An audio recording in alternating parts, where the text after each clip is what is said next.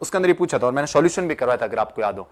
इतनी मेहनत और ज्ञान फर्ज पढ़ाने के लिए तहे दिल से शुक्रिया गुरुदेव। मानी राम जी चेलिया, thank you Mani Ram ji, it's my duty, it's my work. देखो भारत में हमारे एक कॉन्सेप्ट चलता है, हमारे वैदिक काल से चल रहा है, धर्म, व्हाट इज ड्यूटी, है ना। ड्यूटी का अर्थ भगवान कृष्ण कहते क्या कहते हैं, कर्मण्यवादी करते माँ फले चुकदाचना, माँ कर्म फल हेतु भूर्माते संगोस्तव कर्मणि, you are entitled to do your duties, है ना। आपको क्या है, आपके कर्म करने हैं। Don't think about the results of your duties, जो आप कर्म कर रहे हो उसके रिजल्ट्स के बारे में आपको विचार नहीं करना है, क्योंकि आपको अर्जुन को क्या कहता है, व्हाट इज योर ड्यूटी, आपकी ड्यूटी क्या है, कृष्ण भगवान कहते हैं आपकी ड्यूटी युद्ध लड़ना, what would be the result, उससे आपको कोई लेना देना नहीं, वो मैं डिसाइड करूंगा। मैं बैठा हूं कि आपके कर्म अच्छे हैं या नहीं है, आपने कर्म कैसे किए, I will give you the result, है ना। आप ये कभी परिणाम कभी के बारे में कभी मत सोचो। इस कारण हमारा धर्म क्या है, as a teacher what is my duty, है ना। धर्म क्या है मेरा, धर्म मतलब रिलीजन नहीं हो, ये पश्चिमी अवधारणा है। धर्म मतलब what is my duty, my duty is to teach you, my duty is to guide you.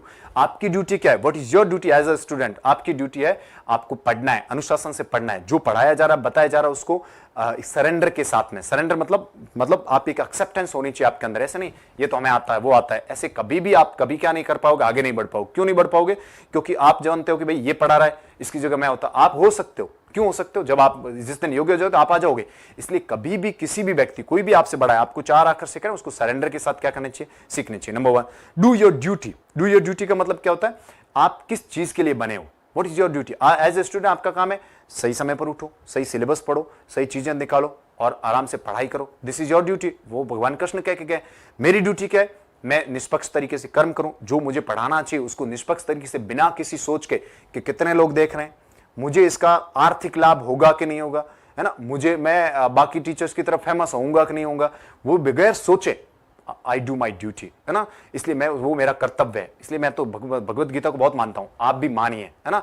तभी आप इतने बड़े सिस्टम में टिक पाओगे, नहीं तो टिक नहीं पाओगे। आप कर्म कर ही नहीं, अगर आप रिजल्ट ओरिएंटेड कर्म हो। हमारे साथ समस्या क्या है, हम प्रोसेस ओरिएंटेड नहीं है, हम रिजल्ट ओरिएंटेड है। हम प्रोसेस का मजा नहीं लेते हैं, पढ़ाई का मजा नहीं लेते, बल्कि क्या करते हैं, हमें रिजल्ट चाहिए। सर फर्स्ट ग्रेड बना दो, सर असिस्टेंट प्रोफेसर बना दो सीधा। अरे सीधे कौन फर्स्ट ग्रेड बनाता है, सीधे कौन असिस्टेंट प्रोफेसर बनता है। There is a due process, एक लंबी प्रक्रिया है जिससे गुजरना पड़ेगा, बुक से गुजरना पड़ेगा, कर्मा करना पड़ेगा। वो कर्मा कंटिन्यू होगा तब वो भगवान देखेगा, हाँ ठीक है इसके कर्मा प्रॉपर है, इसके कर्मा बाकी लोगों की तुलना में ज्यादा भार रखते हैं, इसके कर्म जो कॉम्पिटिटर्स हैं इनके साथ में जितने पदों के लिए लड़ रहे हैं उनमें इसका कर्म सबसे ज्यादा भार रखता है। उस दिन आपके कर्म को भगवान ऑटोमेटिक वैल्यू देते हैं। इसलिए कहते हैं भगवान के घर देर है अंधेर नहीं। इसलिए जब कभी भी आपका सिलेक्शन नहीं होता, ये कभी मत सोचो कि भगवान मेरे साथ निर्दयता कर रहा है। नहीं, भगवान आपके साथ निर्दयता नहीं कर रहे हैं। हो सकता है कि आपके कर्म में, आपके एफर्ट में, आपके उस ड्यूटी को करने में कहीं ना कहीं कमी रही है, जिसकी वजह से वो रिकॉग्नाइज नहीं हो रही है। जिस दिन आपका कर्म, आपकी ड्यूटी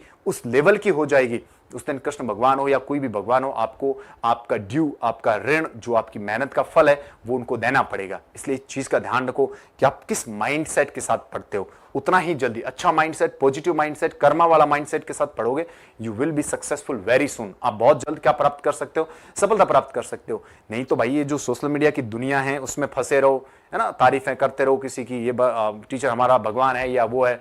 व्यक्ति पूजा मत करो, कोई भी हो, भले मैं हूं, कल को अगर मैं पढ़ाता हूं आपको अच्छा, आपको लगे कि भाई हाँ ठीक है, स्वीकार कर लो सर अच्छा पढ़ाते हो, थैंक यू, कॉम्प्लीमेंट हो गया, बाद में बात खत्म।